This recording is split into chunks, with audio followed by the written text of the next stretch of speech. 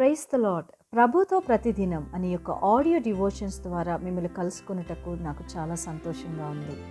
ప్రియులారా, ప్రభు కృపను బట్టి బాగున్నారు కదూ. ఈరోజు అంశము, ఆకాశ పక్షుల కంటే నువ్వు చాలా శ్రేష్టమైన బిడ్డవి. లేఖన భాగము మత్తయి సువార్త 6:26.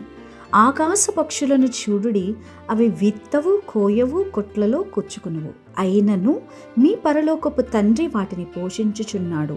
మీరు వాటికంటే బహుశ్రేష్ఠులు కారా? స్నేహితులారా, ఎంత చక్కగా ఉంది ఈ వాక్యము. మీరు వాటికంటే బహుశ్రేష్ఠులు కారా అని ఒక ప్రశ్న వేస్తున్నాడు. చాలామంది మనలో చింతించడం మన జన్మ హక్కులా భావించి ప్రతి దానికి చింతిస్తూనే ఉంటాము.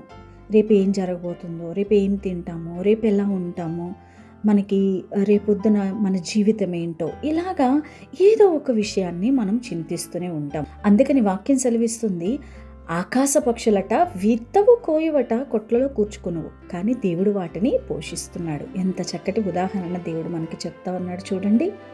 దేవుడు మనల్ని పోషించడానికి ఎప్పుడూ సిద్ధంగానే ఉన్నాడు. కొన్ని లక్షల మంది ఇజ్రాయేలీలను ఐగుప్తు దేశం నుండి కానాను దేశమునకు నడిపించిన 40 సంవత్సరములు దేవుడే వాళ్ళని పోషించాడు కదా.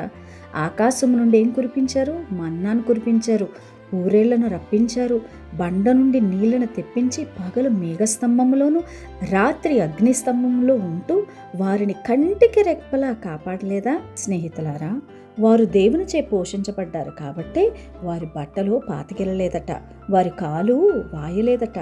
దేవుడు మనల్ని పోషిస్తాడు అనే విశ్వాసము కలిగి ఉండండి. ఆకాశ పక్షులకు తెలివి కానీ జ్ఞానం కానీ మనకులాగా లేదు.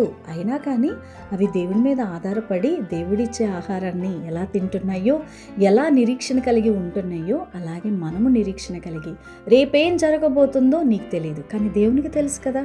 నీకు శ్రేష్టమైన కార్యాలే చేస్తాడు. కాబట్టి రేపేం జరుగుతుందో అని ఈరోజు చింతించొద్దు, కానీ ఆకాశ పక్షులకి ఎటువంటి ఒక నిరీక్షణ ఉన్నదో అటువంటి నిరీక్షణ కలిగి ఉంటే ఖచ్చితంగా దేవుడు నేను పోషించి నడిపిస్తాడు.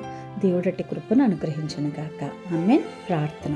ప్రభువా, ఈ లోకంలో మేము జీవించినంత కాలము కూడా నీ పైన మాత్రమే ఆధారపడి, నీ వలన మాత్రమే మేము పోషించబడి ఒక శ్రేష్టమైన జీవితాన్ని మాకు అనుగ్రహించమని అడుగుతూ యేసుక్రీస్తు పరిశుద్ధ నామమున వేడుకుంటున్నాము తండ్రి. ఆమేన్.